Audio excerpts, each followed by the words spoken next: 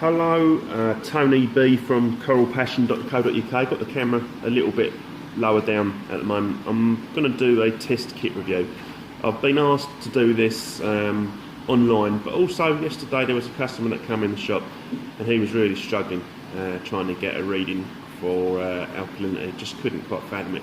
Now, whilst test kits and testing and the application of the instructions can seem really obvious to me and maybe many other people out there, evidently there's some people that do struggle with that. So I'm going to go through the correct testing procedure and we're going to read through the instructions word for word on an alkalinity test kit, and we're going to sort of show and demonstrate what the language terminology is, just so we make sure we're getting liquids in the correct place on things like the syringes and in the vial, etc., and getting the correct colour change after adding the reagent and into the sample. So we're going to go through that now. So I'm going to show you on the syringe. There's two syringes that are going to get used on the alkalinity test kit. This is a 5ml syringe. The plunger, you want to add 4 ml of water. So it's important that we all understand that the base of the plunger wants to be at 4 ml. So I don't know whether the camera's picking that up, but basically you want the base to be on just touching the 4 ml mark. You don't want the plunger to be in line like it is now. You want the plunger to be just behind it. So I'll fill that up with a sample of water now. Here's a sample of water. Fill that up. I'm going to fill up just beyond the 4 ml there, because there's an air bubble in it. So with that, I'm just going to get rid of that. Still in there.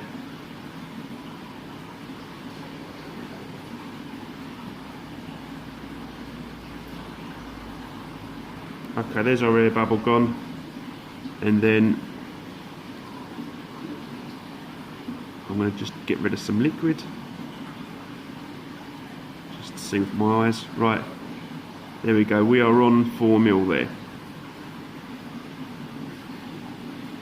So the instructions: add with the 5 ml syringe 4 ml of water in the test vial. So this is the test vial. We have 4 ml of aquarium water that we're going to test.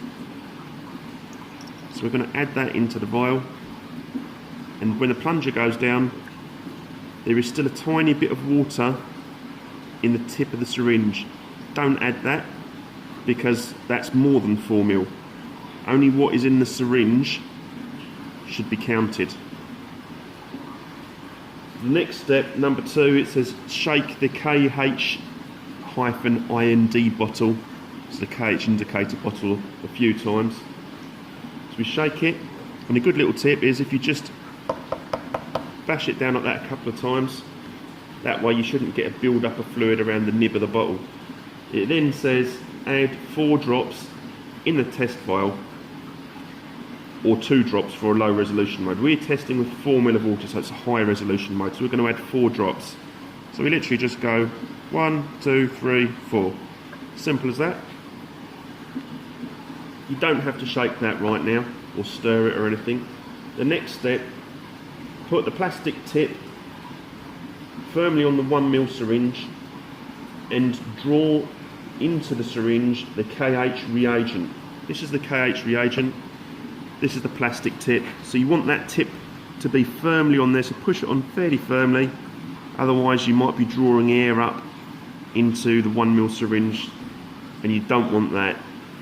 However, there will be some air present at the tip which will get drawn back into the syringe. Don't worry about that, because again, you're going to have, when you draw that back to 1 ml like that, and when you add that, bum, bum, bum, bum, bum, bum, bum, bum, bum, bum, even if you had a full syringe of liquid, that air is going to remain there once the 1 ml passes out of it. So don't worry about clearing that of air, you don't have to. Now, the plunger, this black rubber plunger, you want to measure it, so when it's reading there, that is 1 ml. when it's there. Not when you get the liquid. You don't want the liquids to be all the way back to 1 mil, because that will be more than 1 mil. You want the plunger to be on 1. So I'll now fill this 1 mil syringe.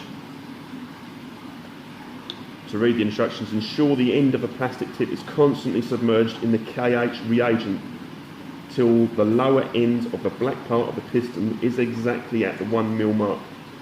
There will be some air present just below the piston.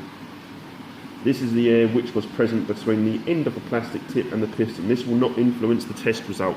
So that's word for word Sally Firth's instructions. So we'll put the tip in the reagent, keep it submerged, and we'll draw it up, draw more than 1 mil, which I've just done there. So you can see.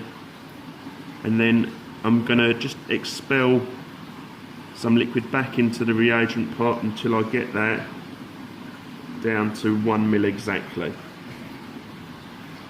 Always put the lid back on, because if you leave that off whilst you're testing, you're going to evaporate your reagent and your test results become less accurate. So now we can see the 1 mil syringe. We have that on 1 mil. So the very end of the black plunger is on 1 mil.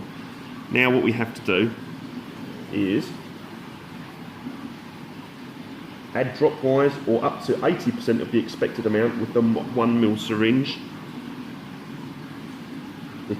the KH reagent to the water in the test tube. So we're going to add, I know that my coral trays there are going to be over 7 DKH. So I know that I'm going to be safe to add at least half of that syringe before I get a colour change. So it says add dropwise and swirl after each drop a second or two. Continue adding dropwise until the colour changes from a blue-green to an orange, red or pink colour, whichever colour is observed first. So it's currently blue. So I'm now going to discharge about half of that syringe into there. So you can see now about half of that has gone. I've got a slight pink on the top, but if I swirl it, it goes to blue. So we need to add more and keep going. Drop, drop, drop.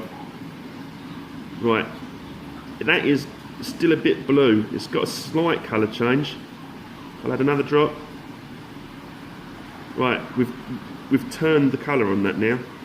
So that to me says that's a good test, and we need to look at how much liquid we've got left in the 1 mil syringe, because the value that we've got, the amount of liquid that we've got here will correspond to this. So readings in millilitres. In this syringe now, I've got 0.44.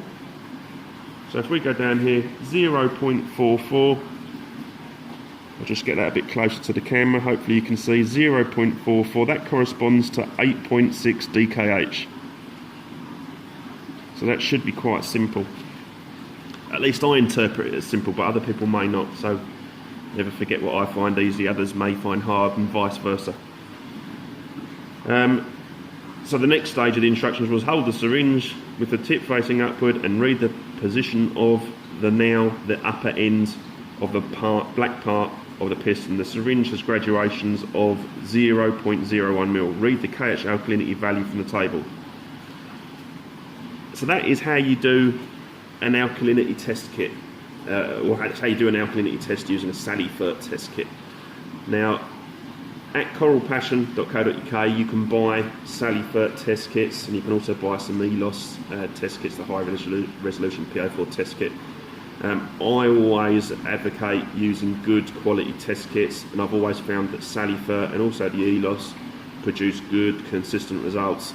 You'll also see that a lot of people who use these test kits, who have had ICP tests done, the readings come back very close. So they're good quality test kits made by a chemist, a Dutch fellow out in Holland, I believe he's Dutch anyway, called Habib.